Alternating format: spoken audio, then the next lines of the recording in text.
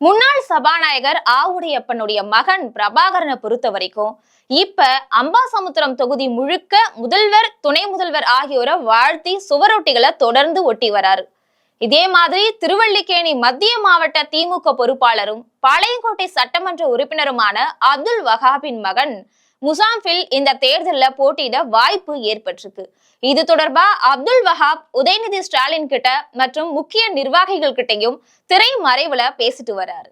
இதே மாதிரி அருப்புக்கோட்டையில இந்த முறை KKSSR ராமச்சந்திரன் போட்டியிடல. அவருக்கு பதிலா அவருடைய மகன் தேர்தல் காலத்துல குதிக்கிறாரு.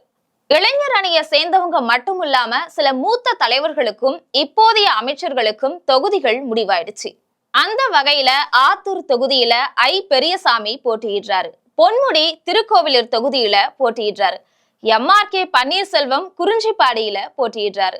திருமயம் தொகுதியில ரகுபதி போட்டியிடுறாரு. திருச்செந்தூர் தொகுதியில அனிதா ராதாகிருஷ்ணன் போட்டியிடுறாங்க. சைதாப்பேட்டை தொகுதியில சுகாதாரத்துறை அமைச்சர் மா சுப்பிரமணியன் போட்டியிடுறாரு. மாநில மருத்துவர் அணி செயலாளர் டாக்டர் எழிலன் நாகநாதனுக்கு 1000 விளக்கு தொகுதி ஒதுக்கப்பட்டிருக்கு. RK நகர் தொகுதியில இந்து சமய அறநிலையத்துறை அமைச்சர் PK சேகர் பாபு போட்டியிடுறாரு.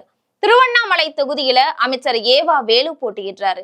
வீரபாண்டி தொகுதி டாக்டர் பிரபுவுக்கு ஒதுக்கப்பட்டிருக்கு. தூத்துக்குடி தொகுதியில கீதா ஜீவன் மறுபடியும் போட்டியிடுறாங்க. திருவெரும்பூர் தொகுதியில அன்பில் மகேஷ் பொய்யாமொழி போட்டியிடுறாரு. நாகர்கோவில் தொகுதியில ஹெலன் டேவிட்சன் போட்டியிடுறாரு. இந்த வகையில ராதாபுரம் தொகுதியில திமுக சார்பில் அப்பாவு மகன் அலெக்ஸ் அப்பாவுக்கும் அதிமுக சார்பில் இன்பதுரைக்கும் இடையே போட்டி நடக்குது.